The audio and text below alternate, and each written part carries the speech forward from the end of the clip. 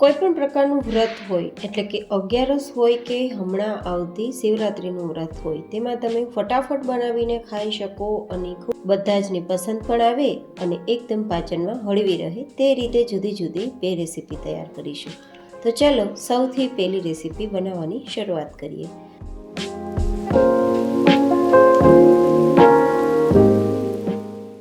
તો જેમના માટે આપણે અહીંયા એક વાસણમાં લગભગ અડધા કપ જેટલા સાબુદાણા લેશું.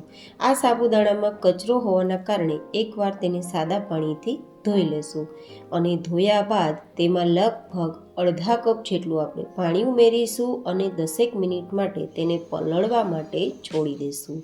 અહીંયા જેટલા આપણે સાબુદાણા લીધા તેટલું જ પાણી લેવાનું છે, જેથી મેજરમેન્ટ માટે ઘરમાં રહેલી વાટકીને પણ સેટ કરી શકો છો.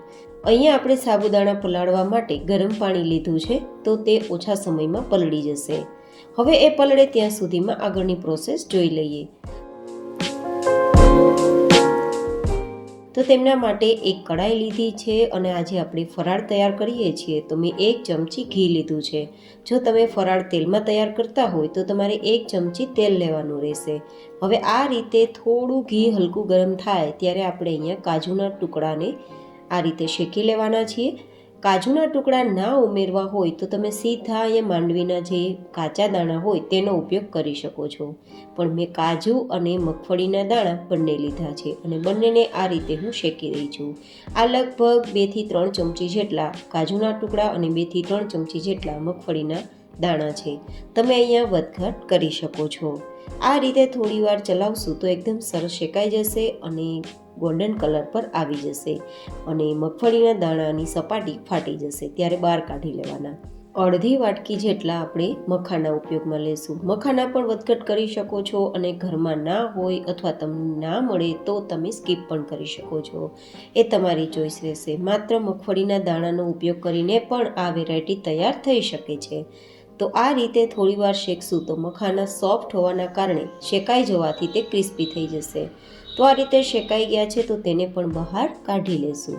હવે ફરીથી આપણે 1 ચમચી જેટલું ઘી ગરમ કરીશું અને તેમાં મીઠા લીમડાના પાન અને થોડું જીરું ઉમેરીશું. જો તમે ફરાળમાં જીરાનો ઉપયોગ ના કરતા હોય તો તમારે માત્ર મીઠા લીમડાના પાનનો ઉપયોગ કરવાનો રહેશે. હવે આપણે અહીંયા લગભગ 1 નંગ જેટલા બટેટાની ચિપ્સ, એકદમ પાતળી ચિપ્સ તૈયાર કરી છે. આ રીતે થોડીવાર માટે તેને ઘીમાં સાતળ્યા બાદ હવે તેમાં તમે તીખાસ પ્રમાણે મરચું ઉમેરી શકો છો. તમે 2 નંગ જેટલા મરચાંના ટુકડા, 2 ઇંચ જેટલા આદુના ટુકડા લીધા છે અને લગભગ 1 થી 2 નંગ જેટલા ટમેટાના ટુકડા લીધા છે. અહીંયા તમે ટમેટા, આદુ, મરચું વધઘટ કરી શકો છો. બટેટાની સ્લાઇસમાં પણ વધઘટ કરી શકો છો. આ રીતે બધું જ ઉમેર્યા બાદ હવે થોડીવાર માટે ચલાવશું તો એકદમ સરસ સાતળાઈ જશે. ગેસની ફ્લેમ પૂરી પ્રોસેસમાં ધીમી રાખશું. તો આપણે એકદમ ઓછા ઘીમાં વેરાયટી તૈયાર કરીએ છીએ તો તળિયે ચીપકે નહીં અને વેરાયટી સરસ તૈયાર થાય. હવે અહીંયા સ્વાદ પ્રમાણે સેંધા નમકનો ઉપયોગ કરશું. મેં લગભગ અડધી થી 1 નાની ચમચી જેટલું સેંધા નમકનો ઉપયોગ કર્યો છે. સાથે આપણે લગભગ 1 નાની ચમચી જેટલો કાળા મરીનો પાવડર કે જેને તીખાનો પાવડર કહેવાય તે ઉમેરી દઈશું. અહીંયા આપણે લાલ મરચું નથી ઉમેરેલું, તમારે ઉમેરવું હોય તો ઉમેરી શકો છો. હવે આ રીતે બધું જ મિક્સ કરી દઈશું અને પછી તેને આ સોફ્ટ થાય, મતલબ બટેટાની ચિપ્સ સોફ્ટ થઈ જાય, ટમેટા સોફ્ટ થઈ જાય ત્યાં સુધી આ રીતે થવા દઈશું ગેસની ધીમી ફ્લેમ રાખીને. હવે 10 મિનિટ પછી જોઈએ ને તો આપણા સાબુદાણા પણ સરસ ફૂલી ગયા છે. જો આમાં થોડું પાણી છે પણ દાણા એકદમ સરસ ફૂલી ગયા છે. બસ આટલે સુધી જ આપણે પલળવા દેવાના છે. 10 મિનિટમાં ગરમ પાણીથી એકદમ સરસ ફૂલી જ જશે, તો વધારે સમય નહીં આપવો પડે. તો આપણે થોડું ઘણું પાણી છે ને તે પાણી નિતારી અને જે સાબુદાણા છે તેને આમાં ઉમેરી દઈશું ને આ રીતે મિક્સ કરી દઈશું. બટેટાની ચિપ્સ થોડી નરમ થઈ ગઈ છે, થોડી કાચી છે, પણ હજુ આ આપણા સાબુદાણા તૈયાર થશે ત્યાં સુધીમાં ચિપ્સ પણ સોફ્ટ થઈ જશે.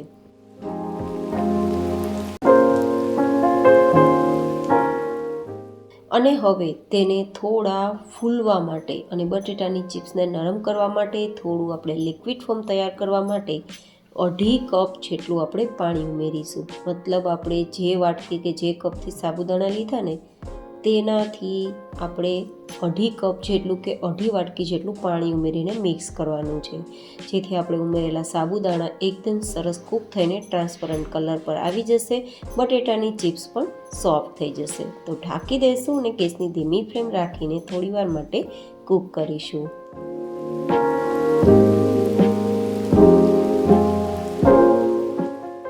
5 મિનિટ પછી આપણે ચેક કરી લેવાનું. આપણું સાબુદાણા થોડા ટ્રાન્સપરન્ટ કલર પર આવી જાય અને બટેટું નરમ થઈ જાય તો આપણી આ વેરાયટી તૈયાર થઈ ગઈ સમજવાનું. આ વેરાયટીને તૈયાર થવામાં સમય નથી લાગતો. તો તમે જ્યારે ઇન્સ્ટન્ટ કંઈ વસ્તુ ખાવાની ઈચ્છા થાય અને ખૂબ જ પસંદ આવે તેવી વેરાયટી તૈયાર કરવી હોય તો આજની આ વેરાયટી તમને ખૂબ જ પસંદ આવવાની છે. તો તમે જોઈ શકો છો કે ટ્રાન્સપરન્ટ કલર પર સાબુદાણા આવી ગયા છે અને બટેટાની ચિપ્સ પણ એકદમ નરમ થઈ ગઈ છે. આ રીતે એકવાર ચેક કરી લેવાનું. તો હવે આપણે જે શેકેલા મખાના, કાજુ અને મગફળીના દાણા છે તેને ઉમેરી દઈશું અને મિક્સ કરી દઈશું. ઉપરથી ઈચ્છા હોય તો લીલા ધાણા પણ ઉમેરી શકાય. તો હું થોડા લીલા ધાણા ઉમેરીને મિક્સ કરી દઉં છું અને હવે ગેસની ફ્લેમ બંધ કરી દઈશું, કારણ કે આ વેરાયટી તૈયાર થઈ ગઈ છે. તો હવે તેને નીચે ઉતારીને સર્વ કરીશું. આ આપણી વેરાયટી છે તે ઠંડી પણ ભાવશે અને ગરમા ગરમ પણ ભાવશે. તો જો ક્યારેય ટિફિનમાં આપવાનું થાય તો આ વેરાયટી આપવા જેવી છે. તો આ વેરાયટીને આપણે સર્વ કરી લઈશું. તો કેવી લાગી તમને ફરાળી પહેલી વેરાયટી મને જરૂર બતાવજો. મિત્રો, એક રિક્વેસ્ટ છે કે તમે કયા શહેરથી કે કયા ગામથી મારી આ રેસીપી જોઈ રહ્યા છો તે મને કોમેન્ટ બોક્સમાં જરૂરથી બતાવજો.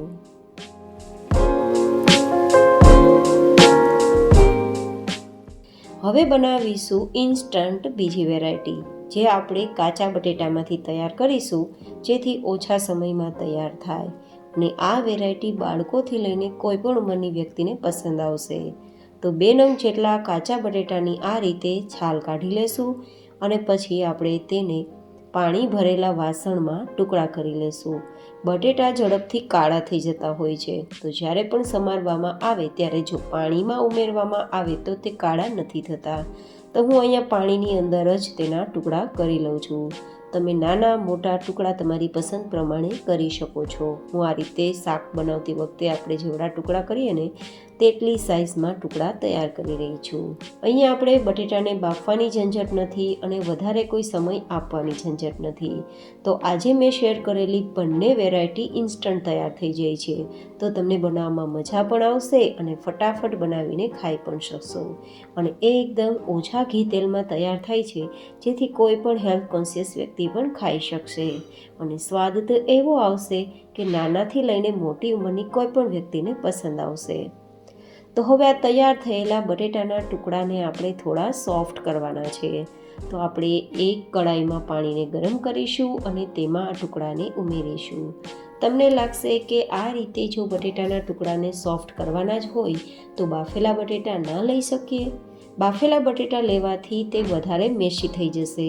તો મેં અહીંયા તમને એકદમ સરળ ઉપાય બતાવ્યો છે, કારણ કે આપણે આને 100% સોફ્ટ નથી કરવાના, માત્ર 50% જેવા જ આપણા ટુકડાને નરમ કરવાના છે.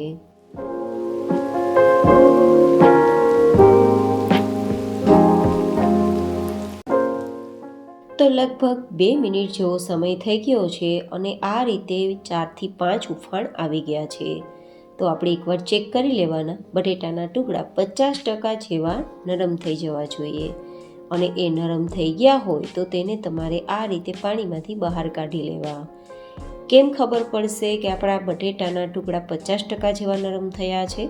તો તેમના માટે એક ટુકડો આ રીતે લેવાનો અને હાથથી પ્રેસ કરવાનું. આ રીતે દબાવતા 2 ભાગ થઈ જાય તો સમજવાનું બટેટા આપણા 50% જેવા નરમ થઈ ગયા છે. આપણે અહીંયા આપણા બટેટાના ટુકડા મેશ નથી કરવાના, જેથી આ રીતે પ્રોસેસ કરેલી છે. માત્ર તેના ટુકડા થઈ જાય અને અંદરથી કાચો ટેસ્ટ જતો રહે તેટલા જ ટુકડા તૈયાર કરવા માટે મેં આ પ્રોસેસ કરેલી છે. તો હવે ટુકડા બહાર કાઢી લેશું.